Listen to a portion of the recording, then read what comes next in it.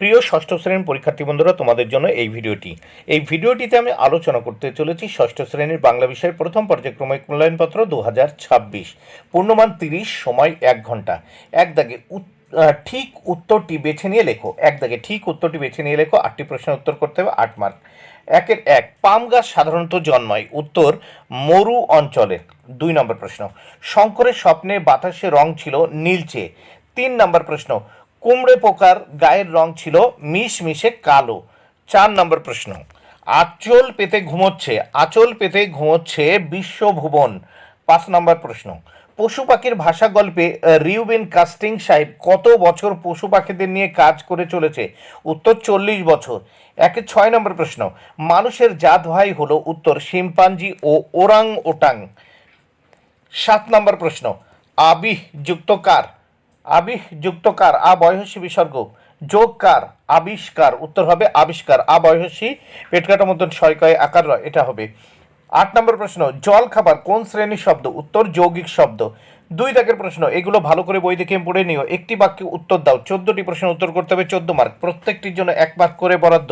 2-1 ভর দুপুরে কবিতাটি কার লেখা? 2-2 আকন্দবাড়ি স্কুলের ক্লাস 5-এর প্রকৃতি বিজ্ঞানের মাস্টার মশাইয়ের নাম কি?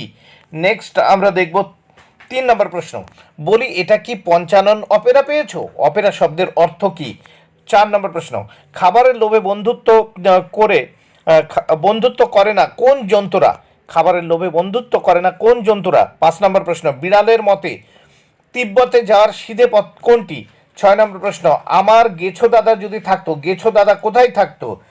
7 নম্বর প্রশ্ন, সংখ্যাবাচক শব্দ কাকে বলে? 8 নম্বর প্রশ্ন, ছিল রুমাল হয়ে গেল একটা বিড়াল, এর উত্তরে বিড়ালটি কি বলেছিল? 9 নম্বর প্রশ্ন, মৌলিক শব্দের 2টি উদাহরণ দাও। 10 নম্বর প্রশ্ন, মহাজন শব্দটির অর্থগত শ্রেণী লেখো। 11 নম্বর প্রশ্ন, বিসর্গ পরিবর্তিত হয়ে র হয়ে যায় এমন একটি সন্ধি বিচ্ছেদ করে দেখাও। 12 নম্বর প্রশ্ন, ভিজে ঘাসের ওপর কবিকে যেতেই হবে কেন? 13 নম্বর প্রশ্ন, বুড়োটা কত হাত লম্বা ছিল? 14 নম্বর প্রশ্ন, বাক্য রচনা করে স্বপ্ন এবং নিরুদ্দেশ দিয়ে। 3 দাগের প্রশ্ন, নিচের প্রশ্নগুলির উত্তর দাও। যে কোনো 4টি প্রশ্নের উত্তর করতে হবে, 8 মার্ক। প্রত্যেকটি প্রশ্নের জন্য কিন্তু 2 মার্ক করে বরাদ্দ।